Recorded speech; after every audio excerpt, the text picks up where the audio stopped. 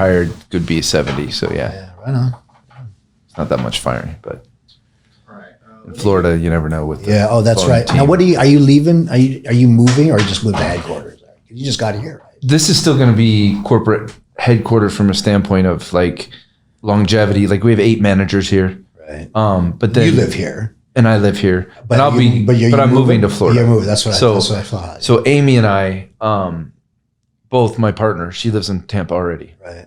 So we have I mentioned her in the report. Yeah, and so we have 20 plus people. Let's see, 13, 5, 15, like 29 people that work in Florida.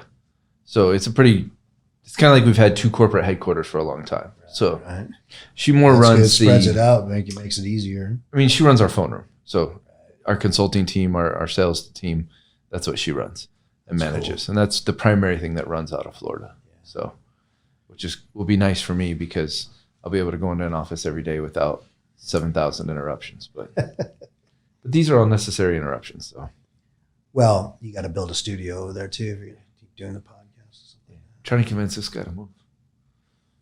He's like, don't put me on the spot. In front of people. He's like, you can make things awkward. Got to make it worth his while, you know. Could be worse places to go than Florida. Is it Tampa? Yeah. Yeah. There you go. He's worth everything. They got a good football team there. Should we start? Okay, so you want me just to like you're on my show? Yeah. Okay. All right. Cool. However you want to do it, bro. All right. So I'll just start now. So how you doing? I'm good. So I guess this is weird for me because this is I'm in an unusual setting here. I'm in your house. Yeah. So and you are Dutch Mendenhall. Nice to have you on the show. Yeah. Thank you. We're a fellow Renaissance man, real estate entrepreneur, and we're going to get into all that. Man of the same cloth, right? Yes, exactly. And I almost wore that jacket today too, so I'm glad you. So, real quick, what camera am I supposed to look at? That one. Am I actually supposed to look at that camera? This is directly on your face. This right here is both of you guys. So if you want to look at the audience, the middle one. But this, I'll have no eye contact if I'm looking at him. Yeah, if you look at him, that's fine. That's fine. You guys. But there's our money shot right here. But we'll have 0 eye contact for me. You don't have to look at the audience. Concentrate on each other's conversation. Okay, good. The way we're capturing it, it's going to make you look. We're shooting in a direction. And you can leave all this in too. People will enjoy it. I would like you to leave that in. Okay. I just want to this behind the scenes I like stuff, to be man. respectful to the audience, right? Especially because it's my podcast, right? But it's your studio, so that's what I like. You know. Well, it was kind of. I'm gonna have to come in here all the time to do this, right? Well, because like when we got on the phone with what is her name? Heather, right? Oh no, you're talking about Kim. Kim. We got on the phone with Kim. It was like, oh, you're only 20 minutes down the road. Usually, like people are everywhere, right? So it's kind of cool. I was like. I thought, I was funny because that was ironic because I didn't know where you were, and you know, people find out where I live and they go, "Where's that?" You know, and then you're like, "Oh, I'm in the Rancho Cucamonga, right up the street from my house." So, well, you're in Norco, right? Yeah. So we literally just bought a house in Norco for the fund. Oh, right. Like 3 weeks ago. Yeah. So I'm like extra familiar with it. So right good. Now. Well, then I bought it about 10 years ago. So you're doing so well. Things are going good for that. Yeah. I feel fortunate, but that's my only real estate that I have at the moment. But perhaps you could convince me to do some more. I mean, I'm always open, man. Like I'm a real estate dog. So like I see like deal. I see. Like I just want to dig in. Like you look at the world through the lens of real estate. I drive down the street and I see real estate. Like I see it's like the Matrix movie, like with all the numbers and everything. Right, like that's what you see. I see a building and like I see math.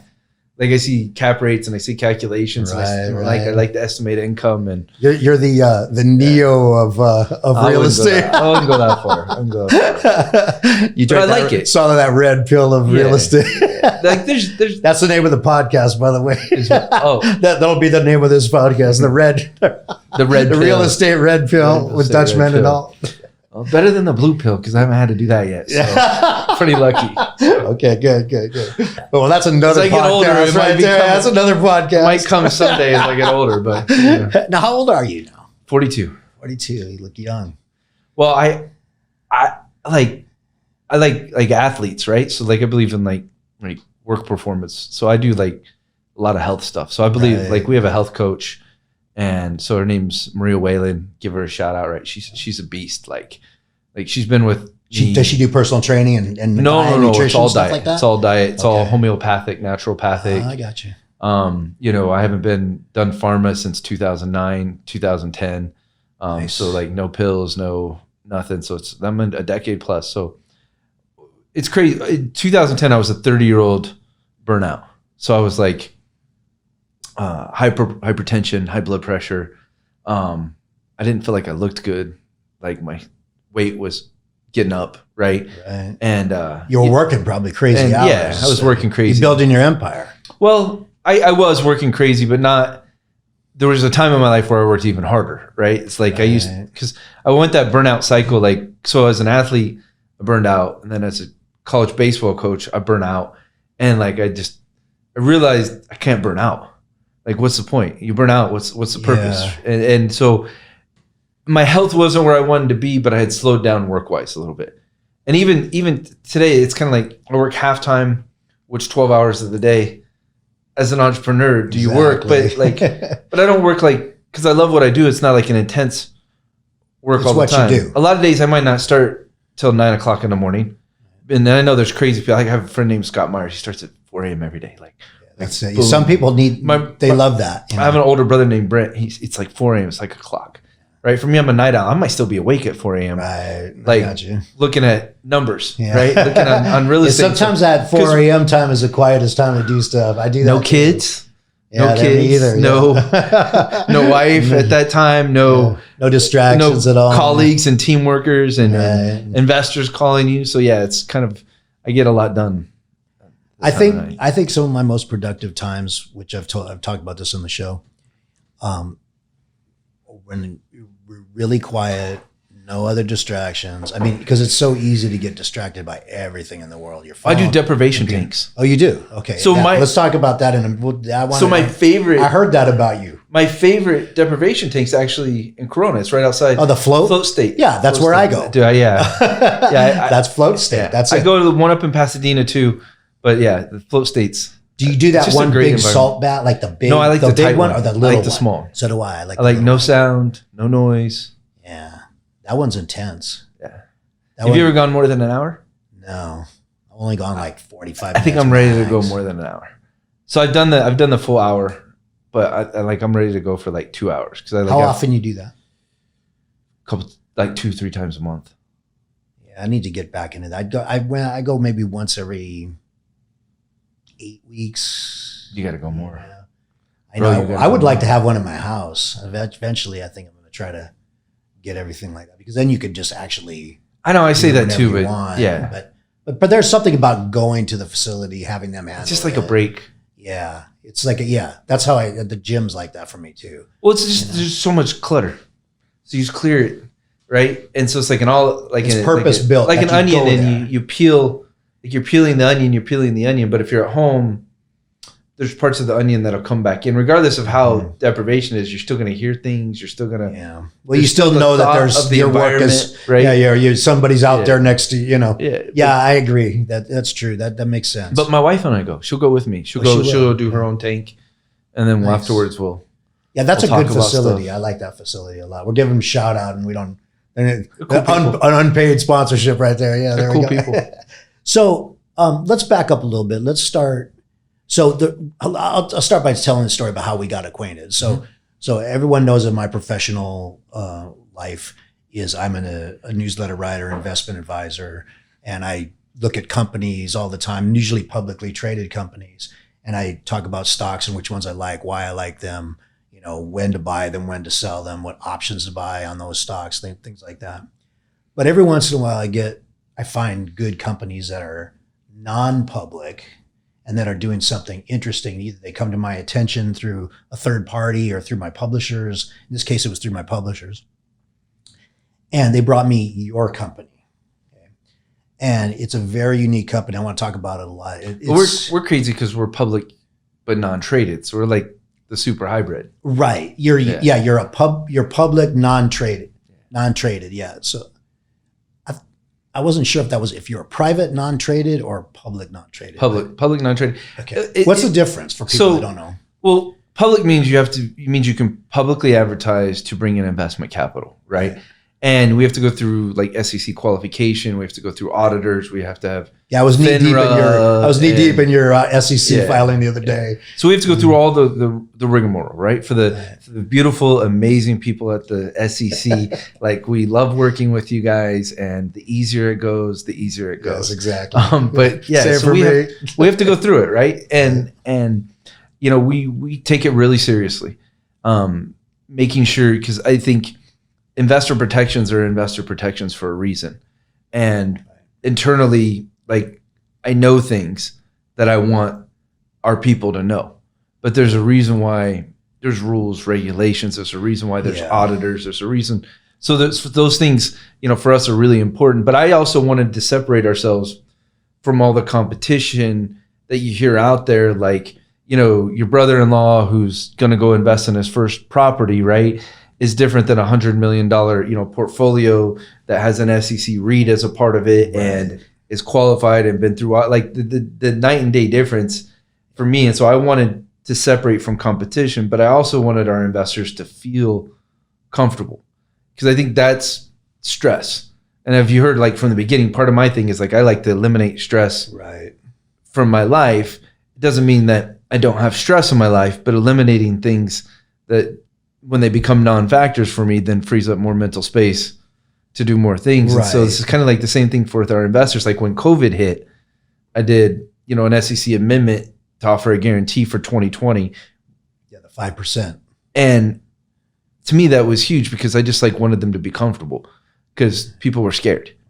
And it was a scary time in, you know, what would you say, from March to maybe July financially? Yeah, about 4 or 5 months. March started, like, I would say like late February. Yeah. The bottom was March 22nd, I think. And then after that, the Fed stepped in and kind of fixed things. But people were really worried about the markets for the next, like, several months after that. Especially that, and that's just the publicly traded stocks, and not to mention, you know, companies that, like, weren't publicly traded, or that were doing something in, you know, in different markets. Like, you're in the real estate market, the equity. Well, it gave me a lot of flexibility that I think traded companies didn't have. Yes, because I could start making moves. So, like, in as early as, like, December, I started making moves. March, we were already capitalizing on those, and by the time we were, like, May, June, we'd already shifted our model tremendously in, like, 3 to 6 months. Yeah, if you had a public chart, you couldn't have done that. No. Because they were facing, you know, unprecedented withdrawals they were facing. And so then they had to freeze, and then they did all this stuff that we didn't have to do. Right. Yeah. Yeah. So let's let me go back a little bit. Okay. So your company is called RADD Diversified REIT. Yep. Or I call it RADD. I just call it RADD. So obviously, I'm sure you have that reason for that as well. But so you're a real estate investment trust, but you're not like a normal real estate investment trust in the sense that, I mean, you're a pass-through security, obviously. Yes. Like, that's because that's what a REIT is. And for those of you who don't know, you can go to my website and my professional website, Jim Woods Investing, and you'll see about REITs and things like that. But I'm going to assume a knowledge of some certain things when we talk about these things, because it's important, I think, for people to understand, like, what you do is different than what most other REITs do. Most REITs, they buy, like, you know, residential properties or medical properties or technology properties, or, like, you know, cell towers and these different things. There's specialty REITs, and then there's, like, you know, mall REITs. Doomed for failure. Yeah. Well, they've been pretty successful during periods of inflation. I want to talk to you about that as well. I just mean, if you only have, so if you're, like, my opinion is, if you're a one-trick pony in real estate, you're not set up for change. Yeah. For change. Like, so I was meeting with our acquisitions teams today, and I'm talking to them specifically about strategies I want them implementing right now that 6 months ago they weren't implementing. Right. It wasn't even it wasn't even a part of the game, right? It was more square footage value add real estate that I saw make a lot of money in 2005, 2006, right? That fit a hyperinflation correlation for real estate strategy right now. But if I was stuck just as a one trick pony, you couldn't make those changes. Like I look at office space as a bloodbath coming. Right. And so like for me, like I'm preparing now for where office, well, I started preparing a year ago, but preparing for a year from now, 2 years from now for what's going to happen in the office space world. Right. Because what I know is that bloodbath is a tremendous opportunity for what's possible. What I'm talking about is there's millions and millions of square footage of office space that's paid for, that's leased. Those leases are going to expire. Mm-hmm. Those landlords You're are going to pick those up at fire sales. Yeah, those landlords are going to be in a lot of trouble. You know, and what a lot of people out there that don't know though is like there's one thing about office REITs that are there, and I'm not going to like name specific REIT names, but I'm telling you right now, there's office REITs out there that are buying and selling from each other and pushing valuation. I'm telling you, like I've seen it in the marketplace. A little internal market manipulation there. But when those leases expire and they stop having cash flow, and that's going to show up on P&Ls in different ways, they're going to have to start selling at some point in time. And at a discount. Yeah, because otherwise you're going to have like what they have in China, which is, you know, massive 100-story buildings that are completely empty. That was that whole thing. I mean, that's one of the things that I wrote about this in my newsletters, that whole Evergrande blow up. And I knew that the Chinese government would backstop it because they always do. They know it's in their best interest not to, or to keep everything solvent. So I figured they would do that. So I wasn't really worried about that. And from an investment standpoint, how it would affect the grander market. But you wouldn't want to be in Chinese real estate either. No. You know, so, and they just built so much over the years and just have so many ghost buildings. We went there in, my wife. Did you do any business there? So we have a lot of Chinese investors, which is interesting because they're Chinese Americans and Chinese Canadians.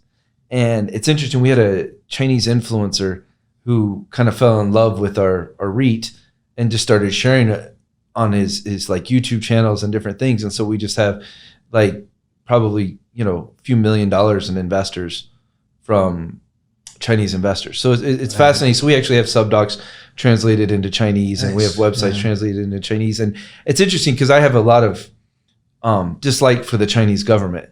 Right. And so I reach into this like middle zone, you know, with being, you know, politically correct with it and stuff. But, you know, facts are they have a 2049 plan to overthrow capitalism, right? And if you're not aware of what's going on in the world, right? I mean, it's a weird world we live in right now, man. Yeah, you know, it was somebody said this. And I'm not even I've never been a conspiracy. I've never been like a end of the times kind of dude. But like, man, this world's it was funny. I heard somebody say this recently on another podcast I frequent, and the guy said, if you would have told me in 2014, you know, or 2015 that like in 2016 this person would be president, and then we'd have a pandemic, and we'd have like financial issues, and we'd have like a polarized society worse than they've ever had, and all this other craziness, you would have thought the person was just, you know,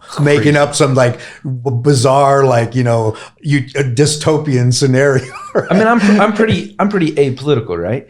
And like I don't, you know, Trump. That's one reason I like being non-traded. Neither one can affect my stock price. Yeah, that's true. That's true. Like what they say, like Bezos, Musk, like he's crazy. You know what? Yeah, one tweet can move a market whatever way. You can't affect. But for me, like my wife and I were talking the other day, and I'm like, man, Biden hasn't even been president for a year yet. Like we've been through a lot. It's been a lot in this 11 months just while he's been president. Right. It's been a pretty insane year. Yeah, right? It's been an insane year. You know, it's been an insane, you know, last 6 years or so. It's been, I mean, some of these things. I mean, maybe it's just because we're biased because we're living right now. You know, if we would have lived in 1968, they had a bunch of, you know, weird, like, you know, social change at that time as well. And, you know, late 70s. But it's our life now. Right? Exactly. Yeah. See, that's we follow. And also people tend to like suffer from like a recency bias. Like, you know, we're living through it now, so this is the worst time or whatever this is, or it's the best time or whatever. That's because we're here. It's our time. Our philosophy of like thrive during the bad times, thrive during the ugly times, right? But in 1819, that's just a philosophy. Right? Like you're doing business, you're operating, you're functioning. It's one of our philosophies, and we do things accordingly when it comes to business. But now it happened in 2020, 2020 with the pandemic, 2021 with inflation, Right. 2022 hyperinflation, right? Now it's like we're living it. And I always say, for me, with our business, like there's, you see like the movies where like the lights go off in the city, like, Yeah. and like for Dread failure. yeah, but for us, like as the lights are going off in different things in part of the world, I feel like with us, like our lights are coming on. It's like everything that happens is causing another light to come on. It's like Right. So, but that's Interesting. It's just like It's a reverse insight into my mind, but it's kind of how I like how that. my I mean, mind that's works. you obviously have like an optimistic nature when it comes to taking. I mean, and I'm similar to that because I always tell people this. I said like, hey, it's easy to be optimistic when you plan for the worst. well, that's true, and also too, the other thing is like I know I field all these kind of questions like when I from my subscribers and they say well. What's going to happen when Biden, starts raising taxes, or what's going to happen when this happens, or what's going to happen and that happens, like the world's going to end if Trump becomes president, or the world is going to end if Obama becomes president. I've been hearing that since I was doing this professionally since like, the late 90s. And I always tell people, if you make the right choices for the circumstances, it doesn't matter what goes on. Because I mean, sure, there might be some difficult times that are are more straining to navigate than other times, but you make the right choices as best you can, and you're going to be fine. You keep your eye on the prize, as it were. Companies with earnings, companies that are doing well in the market, companies that are that are serving a proper niche. If you know what to look for, those companies are still going to be there, like. No matter what. I mean, in a way, we went through about as big a financial meltdown. Yes. I mean, much bigger than the pandemic, which everybody thought. Yeah. Financially. No, right? pandemic was financially was a breeze compared to the financial crisis. My thing is like, you just got to keep making right actions. Yeah. Because you can't control anything else. You can't. That's exactly right. You can't control anything else. I mean, I believe in this compound. So we both understand compound interest. Right. Investors, you guys understand compound interest.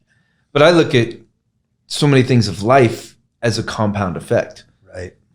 And so like these cycles that we're running through, everything's compounding because of technology, because of computers, because of the first compound effect, I think, is history. And so when we started having recorded history, we started having the compound effect of passed on knowledge. Yeah. For so long, passed on knowledge was just the word.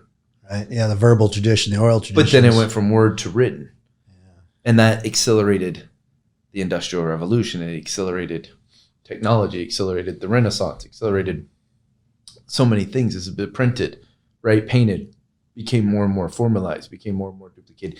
And then you had typewriters, then you had printing presses. Printing press was the number one, probably one of the most, if not the most important. And if you look at each of those ability to record history and then capitalize on history, you saw these accelerations. And so computers just took it to a whole nother level, because now you're not just compounding history, you're compounding technology. Right. And before, you weren't really compounding technology, you were just studying technology, studying history.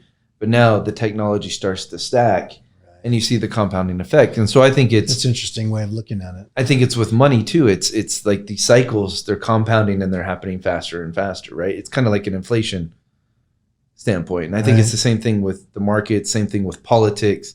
Like everything starts to compound faster and faster. And in the US, we're more susceptible to it with every 4 years having a political turnover, or every 2 years having political turnover, than you are where they have, a totalitarian state with a 100-year plan, or a 20 or 30, 40-year plan. That is one thing that I think that is one big downside of the way our system is structured.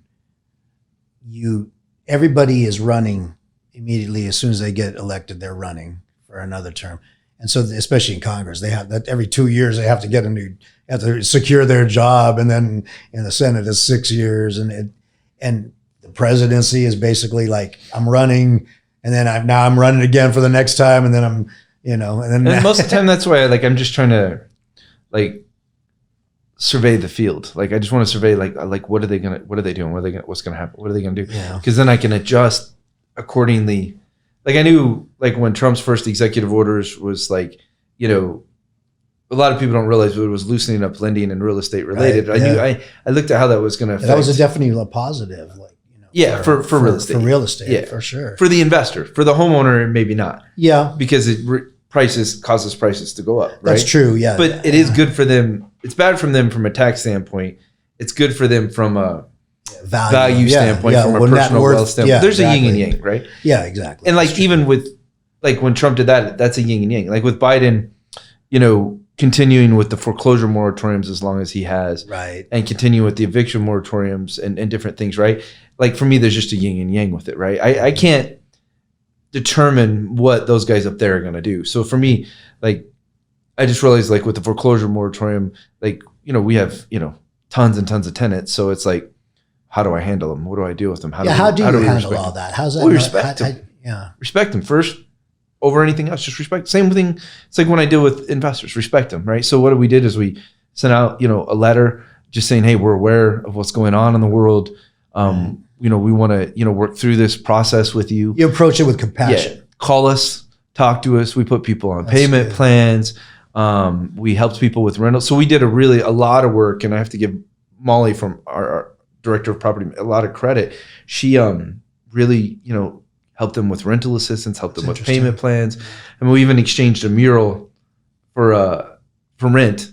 So so one of our houses has a big wall right next to it. Right. And so she painted a mural on the wall, which is amazing. One of the tenants, you mean, in exchange for rent? Yeah, in exchange for rent. Yeah. But it's just like, you know, like if you want to be a dick, you're going to get dick results, right? If you want to be a jerk, right? If you want to, that might be the best, most well said thing I've heard on this podcast. like, just like people are, right? People are. And I'm like, I don't get it. Like, I mean, it doesn't mean you don't have boundaries and strict rules. Right. Of course. You got to, sometimes you just have to lay down and there's hard lines. But even when you're laying down a hard line doesn't mean you can't do it with respect and dignity and appreciation. Like we have all the time, we buy a foreclosure. Right. And people can be mad. Like, I didn't foreclose on you. The bank did, or the government did. All I did was buy a property. Right. Here's what the parameters are, right? You can rent back from me. You can buy back from me. How often does that happen where they rent back from you? Fairly often from foreclosures. I mean, because we'll sell or finance it back to them. They don't even have to go get financing. Like we'll try and create a healthy relationship for people that are, I mean, their lives, I mean, what a foreclosure is most of the time, people don't understand, most people who've never been through it don't understand the psychology of a foreclosure. What a foreclosure is someone who's stuck in life. Right. Very rarely is a foreclosure just because they couldn't financially afford it. Right? And 08 was a whole different game because houses were way over leveraged. And so it was a different thing. That was a creation of the industry itself. I mean, like when you say my house is worth $400,000, I have an $800,000 mortgage, you're a moron not to walk away from it, right? So you should. Exactly. Yeah. But in a traditional economy, a foreclosure happens typically because somebody's gotten stuck. I use a lot of people have been through grief before, or they've been through like the pain of grief. And like you think about the worst time in your life where you were grieving. It could be job loss, family member died, whatever. You kind of went into like this state of like where you weren't progressing, like you just kind of got stuck. And maybe it's easy to be emotionally stagnant when you're dealing with something. And sometimes it could be months, sometimes it could be years that pass for people where like they're not present in life. Right. And lots of times with foreclosure, it's addiction, it's mental health issues, somebody's passed away, right? You can go some of the other reasons, divorce and medical issues. That lots of times. I'm not saying always. Could be some of those things is like are compound on each other too. At the same time, and that's when you really have issues. Nothing's always right. It's like if you said the furthest form of the right is the Proud Boys and Nazis, and the furthest form of the left is Antifa and socialism and communism, right? But the other 90% of us are somewhere way in between, right? Exactly. Like it's the same thing with foreclosures. There's ranges in there, but like anything in life, you can't say there's an always rule. Right. Well, that's interesting though, because I wondered how that was navigated by people. And I mean, I knew that people, I knew that I have many people that I know that have, properties, like multiple properties, but they don't run a fund like you do, but they're independent real estate guys. They have office properties and portfolio. They have their own small portfolio. Some people struggle because they don't like have the tools, right? Our scale gives us tools. Like I don't deal with any. True, yeah. Like I never have to deal with my problems. Like Dutch doesn't have to deal with the RADD problems. Like I problem solve a lot, but like let's just say like if it comes to real estate, I have 11, 12 people inside the company I can talk to about the issues or challenge, or we'll pull together a think tank, or we'll go through like how are we going to solve this or solution, and we'll take ideas. And like it's the hive mind is really powerful. It's the same thing like with our investors. So we have our inner circle is kind of like a tighter group within our whole REIT. So our REIT's close to 3,000 investors. Okay.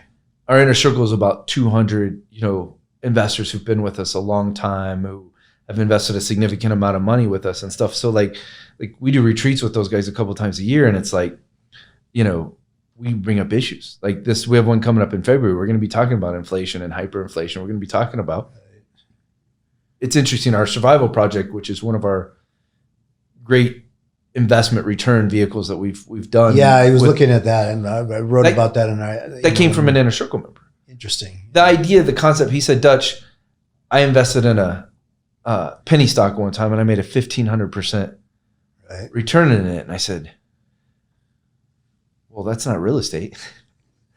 He said, but what if it was? What would that look like? Right. And so when I started looking at ways to combine business and real estate is the only way to do that, to accelerate, income that way and stuff. And that's where the survival project came from, was kind of that thinking from him, just him coming up. Yeah. I like the numbers on that project because, just so no one knows what we're talking about right now, but you have this problem, this project. It's called the American Survivalist Project, and what it is I think you have over 2,000 acres of land, okay? And there's some updates to that. So we just so we're over 20,000 acres of land for the Survivalist project now. So you are okay. So one of our, I thought it was only 2,000. So it was. Okay. So one of our inner circle members owns 17,000 acres, and he's made his 17,000 available. Is this just something recently? This is just the last 2 weeks. Okay. So he made his 17,000 acres available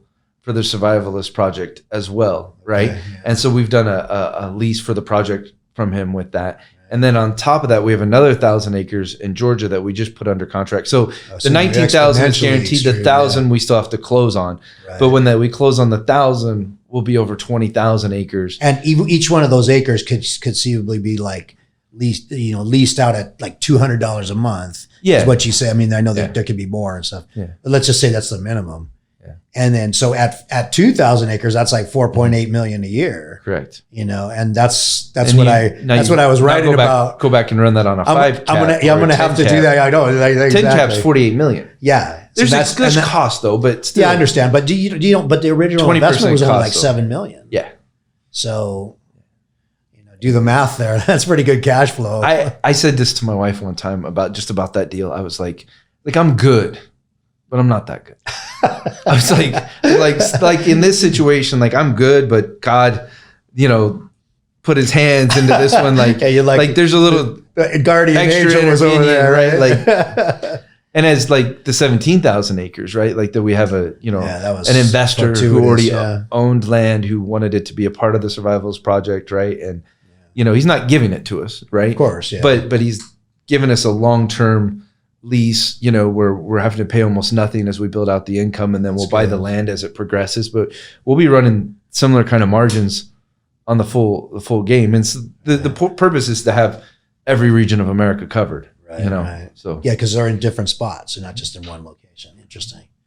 That's interesting. Yeah, I might have to update that.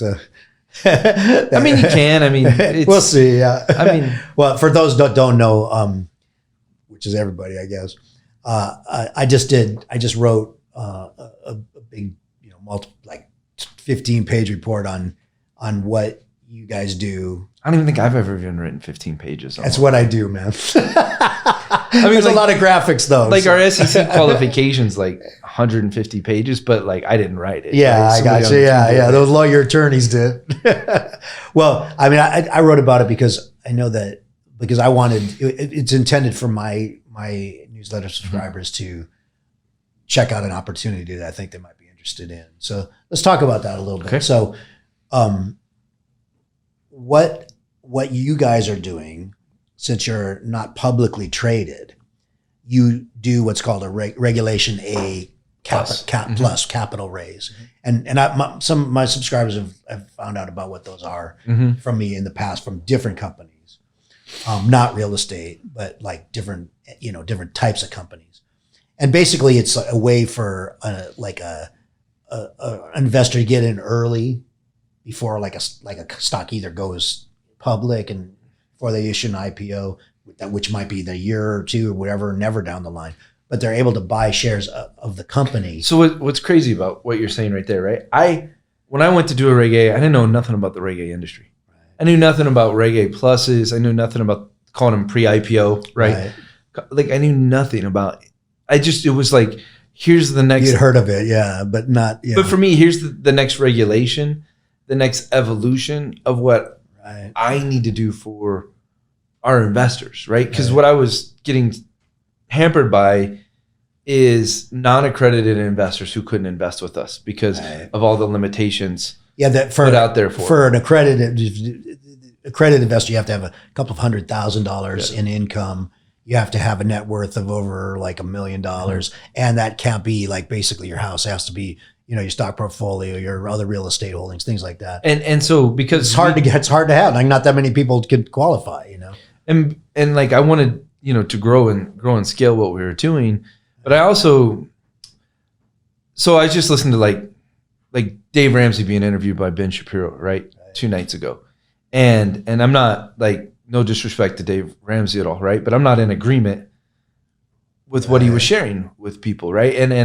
And for me, to build wealth, to build retirement, to make money, goes way beyond what was being shared. And I have different views on it. Maybe there's there's different ways. Maybe there's a lot of different ways to approach these things. But I wanted our voice, our message, our thought process on like, hey. Here's how you accelerate money. Here's how you make your money work for you. Here's how you utilize the tax code correctly so that you're, paying the amount the IRS is supposed to get, not what they get because you don't know what you're supposed to know, right? Yeah. Here was my philosophies behind it. And here's, and then like, so when I watched Robert Kiyosaki commercial late night when I was in my 20s, long time ago. Rich Dad, Poor Dad thing, PBS. But then I went on this guru journey where I was learning about real estate, and it was just so much of it was bullshit, like bullshit after bullshit after bullshit. And I don't even like cussing, but like just complete BS. There's a lot of stuff out there that like, as a layman, because I know this about real estate because you went through the fire on it. I know that about equities. I mean, I hear people talking about, this is an undervalued asset that's so great. It's undervalued for a reason because the company's no good. And I wanted our voice out there because I didn't want people to listen to what I'd either call false prophets or I'd called, people that believe, like if somebody ever says to me, I'm the only answer, there's something wrong. There's something wrong with you. And so like I believe in the exploration of wealth and I believe in other people's exploration of wealth, right? And you and I, like, I don't know, compared to you, equity, stocks, I mean, there's like, there's people out there that know crypto, and there's people out there. Right. Like I know real estate. Yeah. That's my thing. That's an important thing to understand. Like, I mean, the whole concept of Renaissance man is to know a lot about a lot of things and try to do try to live life as intensely as you can in every moment. But you cannot be an expert at everything. And you need to know that about yourself. You need to know, you do that whole stay in your lane thing. That's important, especially when you're making important decisions for other people or if it's your business. Because I don't know what you do other than, like I don't know the details of how you do it. I know what you do, but I couldn't go out there and do it. I'll tell you everything I do. Yeah. Yeah. I mean, that's what I do too. I tell people exactly how my thinking, why we're doing this, why we're doing that. I always laugh when people are like, why do you share all of this? Like, why do you, I don't care. Like I come from that abundance mentality. Like first of all, as an individual, you can't compete. Yeah, you're not going to put a company together. Company. Yeah, exactly. I mean, I hope you do. Maybe, but it'll take you years and it'll take time. And if they can't do it, there's just means there's more room for everybody anyway. So, and I get, like the big $1 billion companies, they can't do what we do. Like they can't move. They're not flexible. They don't have the flexibility. They're just the machine that we build is like we move, and like that agile. Dana White said it from the UFC. He's like when other people are shying away he's like, I'm going to kill it. Like I'm going to run all over you. Like I have that mentality. Like I'm going to just do us.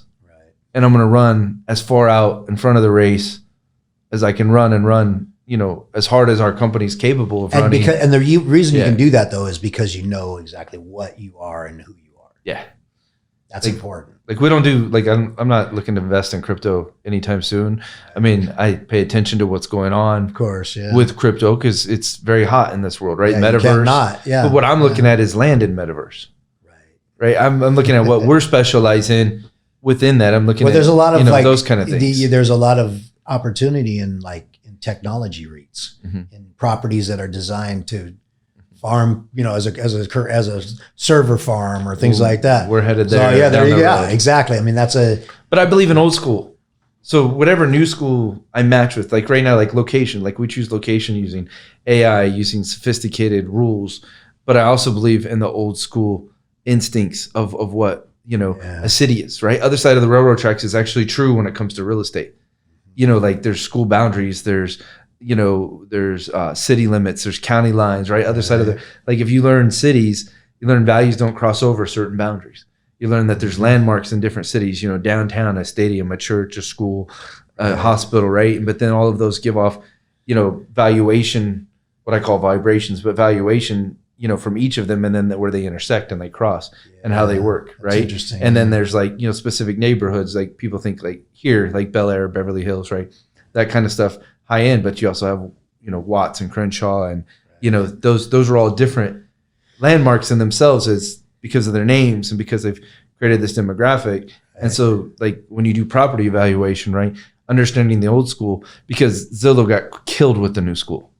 They had to give up their whole, I don't know if people know, people don't even know, but Zillow is the largest property, real estate AI thing that was out there, but they were trying to buy and sell based purely on AI. And it's a huge mistake. That was interesting because I wrote about that in my newsletters because Zillow was a good company until they started doing that. Yes. And then they're probably going to be a good company in the future. They became a sell. Yeah. Because you knew right there that it was going to be not something that they were going to They're not a real estate company. It wasn't they were trying to be something they weren't. When you're evaluating REITs, and this is something for people really to pay attention to. When you evaluate a REIT, are they a real estate company? Are they a technology company? Right. Are they a capital raise, money raise company that finds a place to stick money in real estate? Those are different kinds of companies, and only by knowing the true nature behind a real estate company can you understand that. I'll go some of our competitors, I know who they're hiring, I know who they're firing, I know what job postings they're doing because I want to understand their companies. I know my competition, I know their websites, I know that I know my competition. And by knowing my competition, I know what their focus is. I know what they're going to be buying. If they're hiring agricultural people, I know they're going to be in the farm business in the future. If they're hiring, tech specialists, or it just depends on what it is. Property manager, But if everything's just tech, if they're only hiring engineering tech people for online technology and computer technology, I know they're not a real estate company. I see.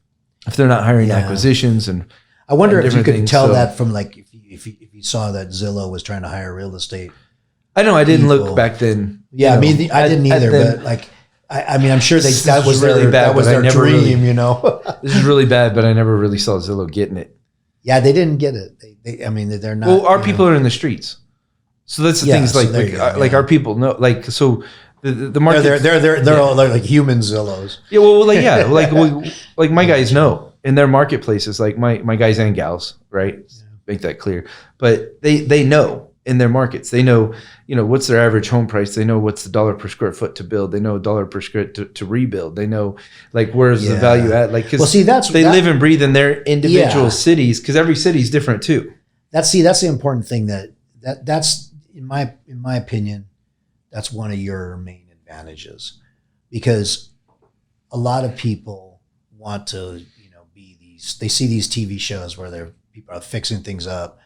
And they're cool. Yeah, they're cool shows. Mm-hmm. And then, they come in there with we got this budget for renovation. Not real, but cool. There you go.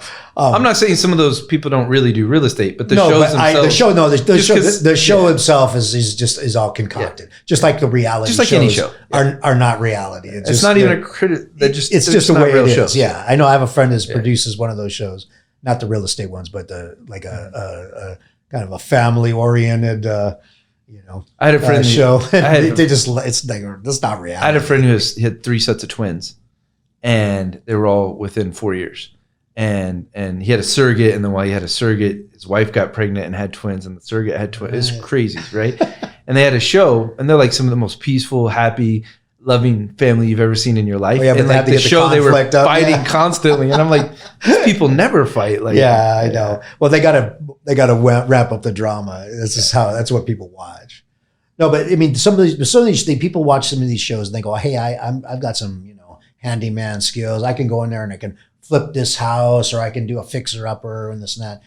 And maybe some of them can, but they can only do one at a time, and they're not really investing in real estate. They're basically just doing one project that they're hoping that they don't lose money on. Well, and if it's as a hobby, I'm all for it. There's nothing wrong with that. It's kind of like, I talked to one of my team members, and I was like, dude, you got to stop watering grass, right? I was like, it's a minimum wage.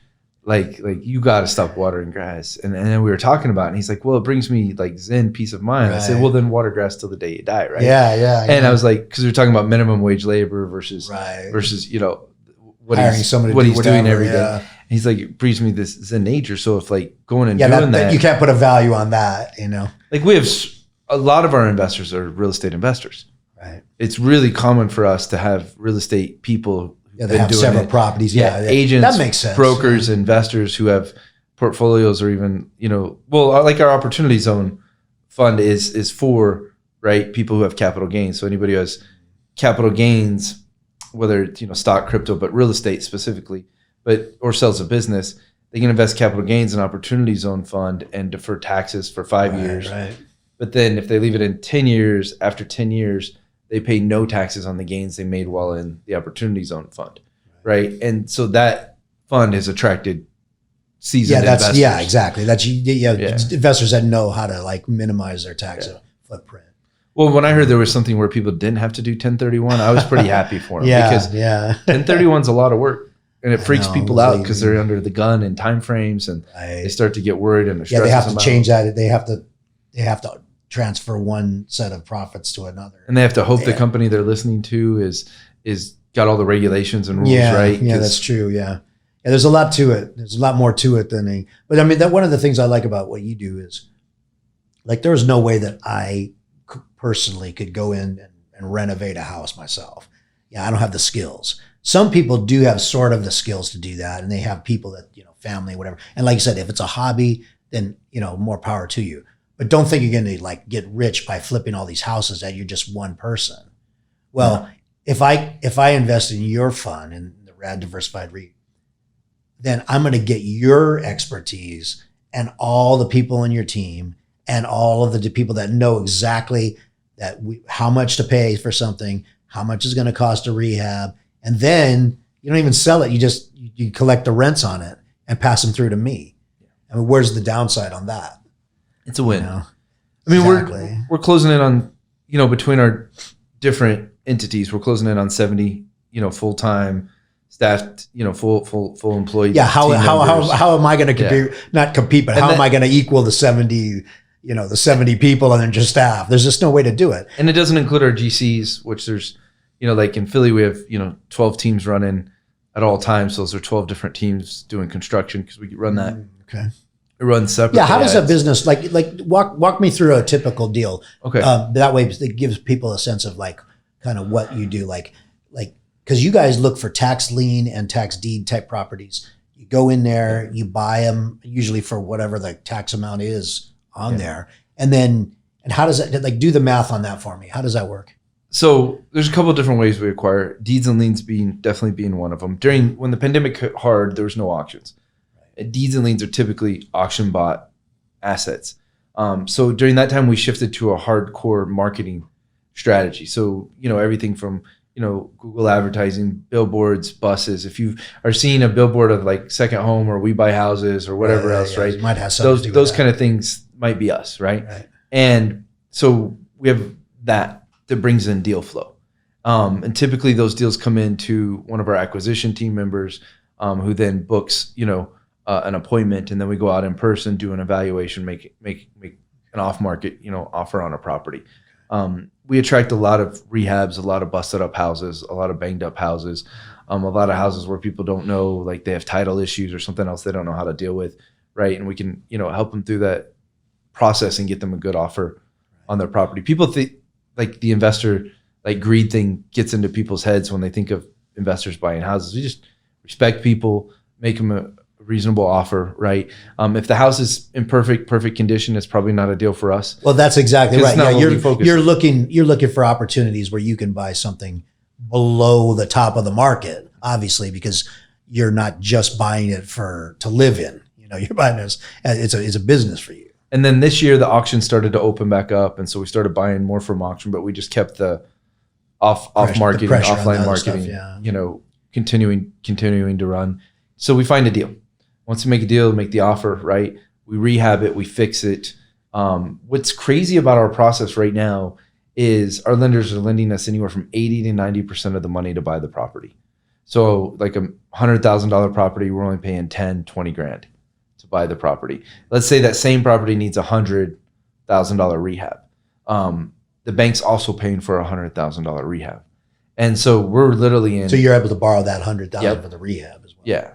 And so we're literally in for, $20,000 of our capital from our investors, right, on a $200,000 project. Now, let's say that property doesn't have to have some crazy, insane margin, right? Let's say it's worth $250, right? And so now we're in for 20 on a $50,000, return on investment. It's pretty insane. Now, all the seasoned investors are like, what about fudge factor? Guys, I understand fudge factor. There's closing costs, there's real estate fees, there's mortgage points on the loans, and there's other things, right? But, our average, individual real estate deal itself makes anywhere, from 50 to 60% right now, which is crazy. Now, people are like, well, how have you made 36.7% last year, 30+% this year? Because a lot of other costs, the advertising, marketing costs to bring the deal in and other things chew that up, right? But all our returns are after our REIT has made our money. All the published returns are all the money the investors are making, the investors have made.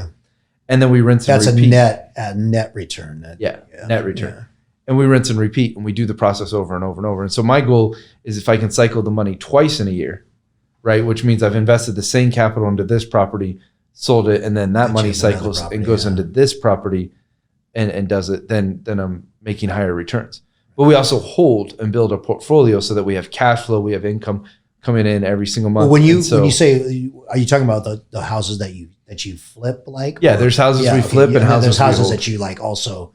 Yeah, I was wondering about that because we're reading the market. Yeah, I knew you held and rehabbed and then rented back out to people at high, at market rates because your in cost was, and that's about 40% of our business. Okay. And that's a machine that runs in 5 different cities across America. And, we're looking to, we'll start the 6th and then the 7th city. We could run it in 100 cities, but that machine works and it never stops.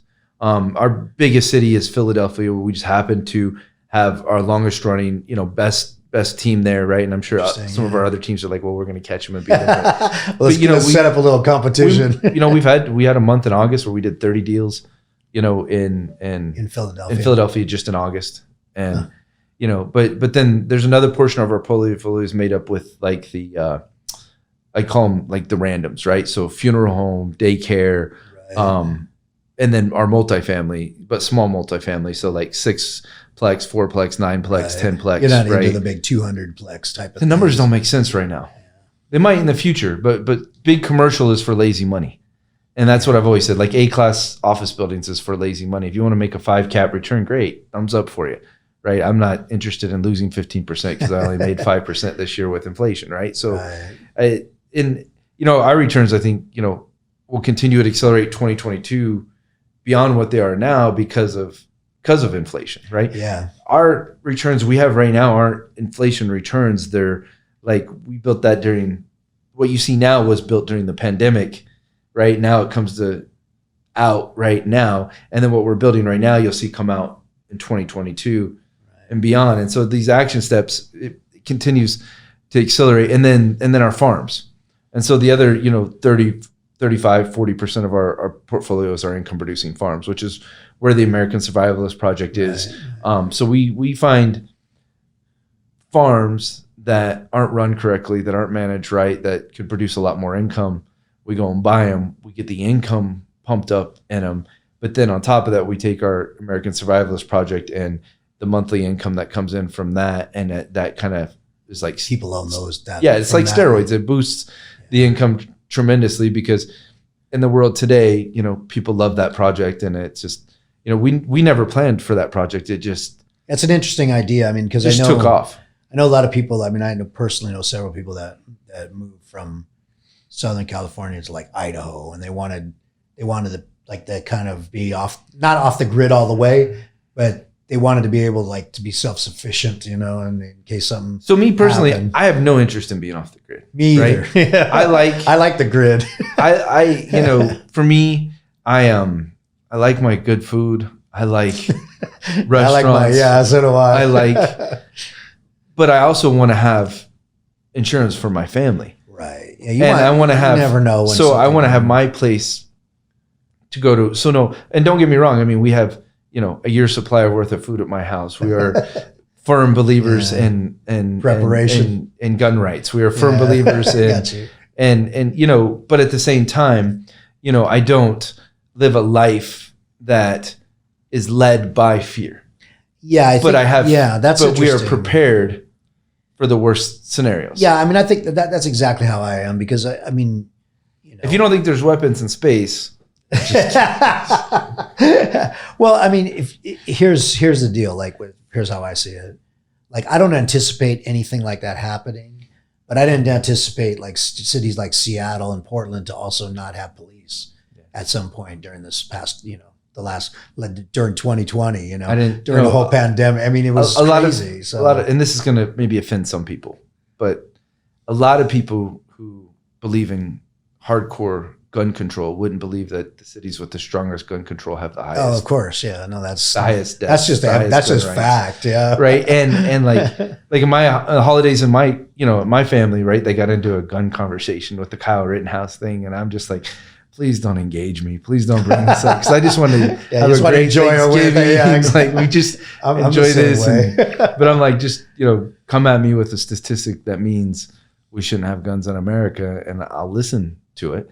Yeah. But until you give me some kind of fact that we shouldn't, then. But anyways, that's my own opinion. We don't need to dive deeper. It's okay. No, I mean, it's important though because it sets a kind of a self-reliant mindset that you have, and I think that translates to your business as well, not just the survivalist thing, but the entirety of the business because you're not relying on other people to make your decisions. You're looking.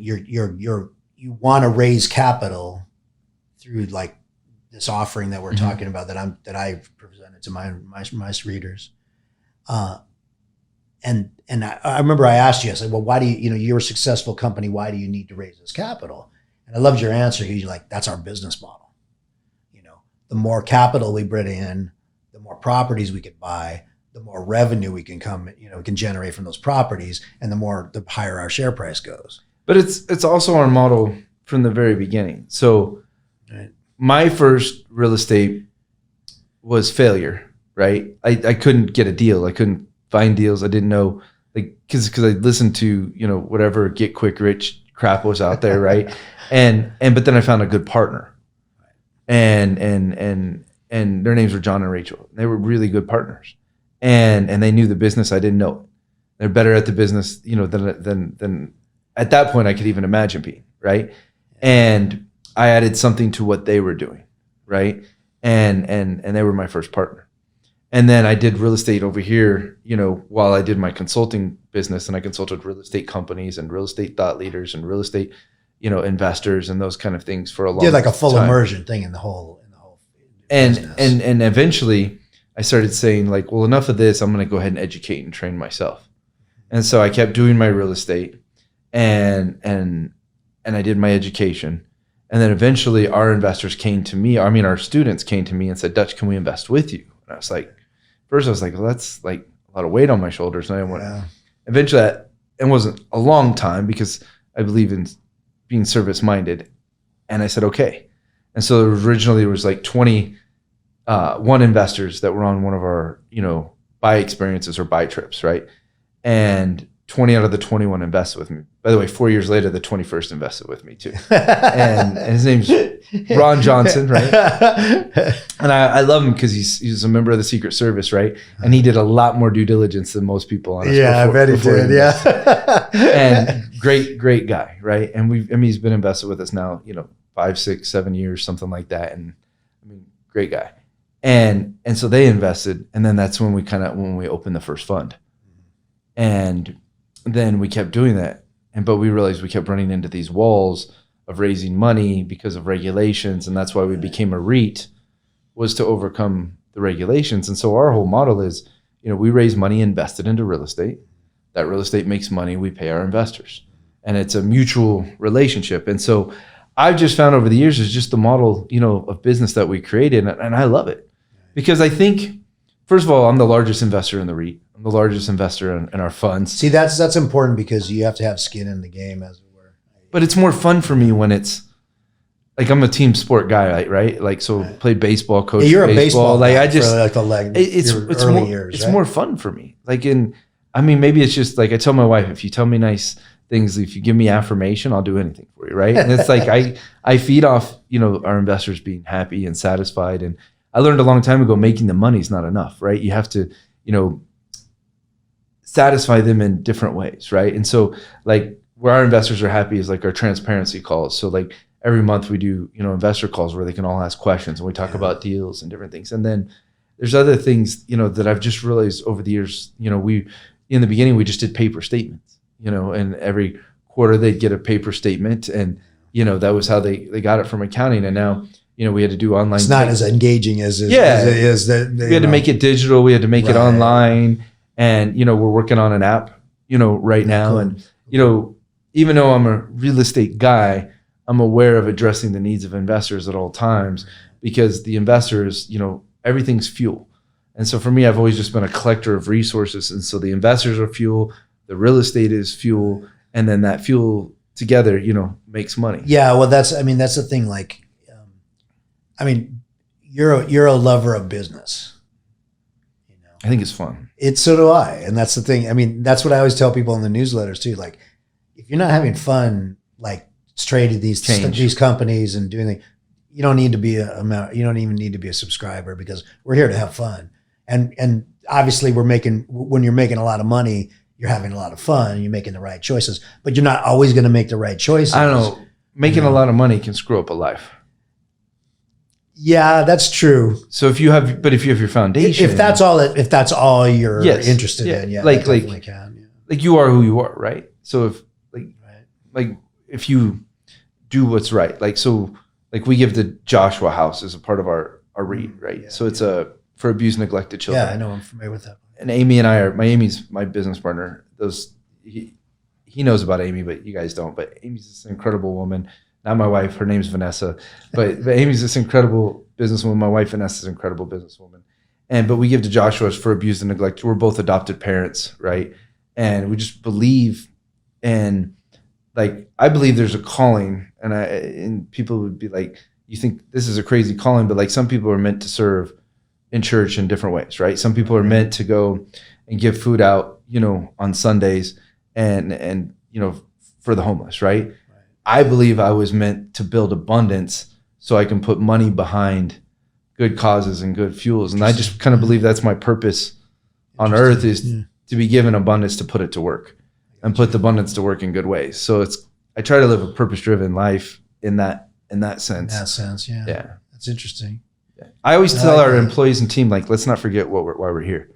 It's easy to get caught up in numbers, real estate, returns, Yeah. and I think, but we're here to serve our investors, and that's Well, what I. that's and, exactly and, right. And there's a cause and a purpose, like to do great things for people, because too many times people can run into BS. Too many times people can run into crap, and not only are we not that, but we've gone beyond regulation, audit, everything else to make sure that people can feel amazing about making that step. That's interesting because that's how there's a famous line in one of my favorite novels, and it says in order to get things done, you have to love the doing. So I don't know. most people that get things that don't if people get things done that like doing what they do, you obviously like doing what you do. You live and breathe it. I get a lot done because I love doing what I do. Yeah. But I just as easily will do the shit that I don't want to do as fast as humanly possible. Well, there's stuff that you got to do. It's just in life. You just got to do it. Like this morning, we got a comment letter from the SEC, right? And like I'm getting ready for our interview and different things, right? But like last thing I'm not complete opposite. I don't like writing, right? Yeah. But I had to review pages and edit things and like 10 different things this morning to make sure they immediately had, the responses back. Right. And what we have is like in 2020, we had a 5% guarantee. And I want to have in 2022, I want to have a 5% guarantee again. But to do that, you've got to go through a lot of red tape with them. And I say red tape in the way that like, they're doing their jobs. Yeah, of course. Yeah. But on our end, it feels like red tape because we've got to do a lot of things to prepare for that for them. And so we're just working through those. Yeah. pieces. But the thing is that like, I know people complain about the hoops and stuff that they have to deal with any regulatory agency. And it's understandable, but they're there for a reason. Well, but Olympus is a tall mountain. Yeah, there you go. Right? So if like Olympus is a tall mountain, so if I want to climb Olympus, I'm okay with every hurdle and every obstacle to get to the top of the mountain. That's a good way to put it. Yeah. That's a good way to put it. Yeah, I like that. You better know that going into it. Oh yeah, exactly. I mean, that's like anything in life. If you're not willing to do like the dirty work on it, that you have to do But you got to embrace the pain, right? Well, yeah, you definitely have to embrace the pain. Just like it's like with working out, with anything, any hobby. That's part of the kind of the Renaissance man ethos is knowing that good things in life aren't easy. They're usually like pretty damn hard. But if you love the doing, then you can do it you're going to be good as long as you're like put your mind to it and like try to, just live it all the way. A lot of times people just want to dabble in it. I just want to make some money, whatever. It doesn't work that way. And you got to be awake. Yeah, because that's true. And I don't know if people understand what awake means. I'm not like saying like woke culture. No, I know right? what you like, mean. You're at all. You're being focused. Consciously awake means like you can see. I was listening to Iron Man. What's his name? And Joe Rogan. What's Iron Man? Robert Downey Jr. Robert Downey Jr. Yeah. I was listening to them talk, and they were kind of talking about like life's kind of like there's like a rope, and like kind of like you got to understand like when to pull, when not to pull. Yeah. You have to understand how to let it come to you and different things. And if I'm butchering that segment, I'm sure, but at the same time, like I was kind of understanding like in life, if you're awake, you can see when to pull and not to pull. But if you're asleep, right? And what I mean by asleep is like you're burrowed down in the sense that like you can't hear anything, you can't learn anything, you can't understand anything. Like the more I learn, the more I know I don't know. Right. Exactly. The more I understand, the more I understand is out there. Yeah. And that's very good. And it doesn't always mean at the same time there's hardcore discipline in what I believe. And so just because I hear something or something comes doesn't mean it's the truth. And so the ability to discern the difference between truth and non-truth is like, well, it's crazy. It's a big project for everybody because there's so much stuff. And you never stop being on that journey. You're never going to stop trying to corral that rope. Unless, and then when you do stop, that's when it's over, that's when you just got to let somebody strangle you with the rope. That's when boredom comes. Yeah, exactly. So nobody really wants to retire. No, I don't. I know. I tell people that all the time. Like, when are you going to retire? I'm like, Never. I'm having too much fun. When they make me stop. Yeah. Yeah. When yeah, exactly. That's even if when they make me stop, I'll probably still try to do it, you know. At least I'll do it in vain. We'll have to set up our own little, you know, organization. Pod. So exactly. Okay. So I'll wrap it up here. I'm ADD as heck too. My mind never stops. So we have that same thing in common. So tell my listeners exactly if they want to get involved with your company. They can actually invest in your company directly, and you don't have to be a accredited investor or anything like that. I'll have some links on my on the site here. Yeah. But tell people exactly where they go and exactly how they would go about doing that, and tell them how they can get into your world. Yeah, I mean, just click on the links, right? That's easy. I mean, you'll be on the raddiversified.com, and there'll be a / right, in order to make sure that you're directly able to invest from where we are today with the relationship and the world. The bottom line is look, we're going to be there every step of the way. We never stop working. We never stop fighting. I love our investors. Our investors, we create a unique, dynamic relationship, and I think we've been doing this a really long time. And RADD is a unique team of people. My longest term, leaders inside my business, my leadership team have been with me, most of them been with me 6, 7, 8 years longer. It goes so much beyond me. I love what I've been able to inspire, but it's gone so much further than what I am, today. So, for us, we're SEC licensed. I mean, not SEC qualified. We are audited. Our returns have been incredible the last couple of years. I have to do the past performance doesn't indicate future performance stuff, but we're going to keep pushing and driving. The economy is going to change. Inflation's going to keep hitting. The market's going to change, and we'll keep adapting, and we'll keep investing and stay on the cutting edge of what the world is. I'm looking forward to where office space and the metaverse is heading in 2022 and 2023, and we're going to keep doing our core, base foundation values the entire way, and our Survivalist project is, it's interesting. It's like an animal all on its own with, how it's producing income and stuff. So I look forward, just continuing on the journey. And if, you guys, see a company that you think that, you want to take more time with, just, go to the website. We believe in crazy transparency. So we have addresses to the properties we own on there. We have income statements. We have P&Ls. We have sample investor statements. We have testimonials from investors that have been with us a decade to investors that invested podcasts as well too. Like podcasts. Very interesting. I mean, we're here in your studio doing this, so I encourage. What's the name of the podcast? So it's Explore Wealth. So it's our RADD Diversified is our company, right? You can get it through there. Yeah, it's the RADD Podcast. Explore Wealth. Yeah. And so you can go on Spotify, you can go on, Apple, all that stuff. All the different same places you find this podcast. Yeah. Dutch Mendenhall. Go see them both.